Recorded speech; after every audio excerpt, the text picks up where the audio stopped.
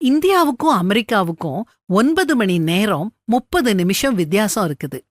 நேரத்தை பொறுத்த வரைக்கும் இந்தியா அமெரிக்காவை விட முன்னால இருக்குது. அதுக்காக அமெரிக்கா இந்தியாவை விட பின்தங்கிய நாடுன்னு சொல்ல முடியுமா?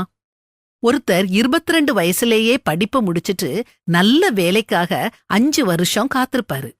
வேற ஒருத்தர் 25 வயசுலேயே ஒரு பெரிய கம்பெனில மேனேஜர் ஆகி 50 வயசுல இறந்திருப்பாரு. இன்னொருத்தர் 50 வயசுல மேனேஜர் ஆகி 90 வயசு வரைக்கும் வாழ்ந்துகிட்டு இருப்பாரு. சில பேரு திருமணமாகாம இருக்காங்க, சில பேரு திருமணம் ஆகி இருக்காங்க. ஒபாமா 55 வயசுல ஓய்வு பெற்றுட்டாரு. ஆனா ட்ரம்ப் 70 வயசுல தான் ஆரம்பிக்கவே செஞ்சிருக்காரு. இந்த உலகத்துல ஒவ்வொருத்தரும் அவங்கவங்க நேரத்துக்கு தகுந்த மாதிரி வேலை செய்யறாங்க. நம்மள சுற்றியுள்ள சிலர் நம்மை விட வேகமா முன்னேறிக்கிட்டு போறது மாதிரி இருக்கும். சிலர் பின்னடைவு அடைஞ்ச மாதிரி தெரியும். ஆனா ஒவ்வொருத்தரும் தங்களுடைய ஓட்டத்தை தங்களுக்கு குறிப்பிட்ட நேரத்துல ஓடிக்கிட்டு இருக்காங்க.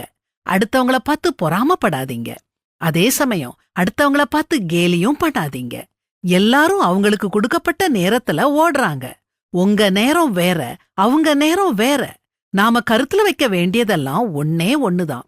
கடவுள் நம்முடைய வாழ்க்கையில வச்ச திட்டப்படி நாம அவர் நமக்கு கொடுத்த இடத்துல அவருடைய நேரத்துல ஒழுங்கா இருக்கோமாங்கிறது தான்.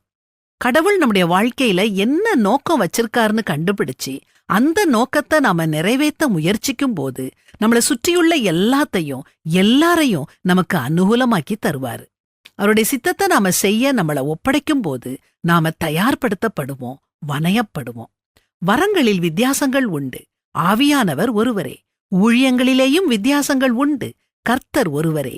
கிரியைகளிலேயும் வித்தியாசங்கள் உண்டு, எல்லாருக்குள்ளும் எல்லாவற்றையும் நடப்பிக்கிற தேவன் ஒருவரே. ஆவியினுடைய அனுக்கிரகம் அவனவனுடைய பிரயோஜனத்திற்கென்று அளிக்கப்பட்டிருக்கிறது.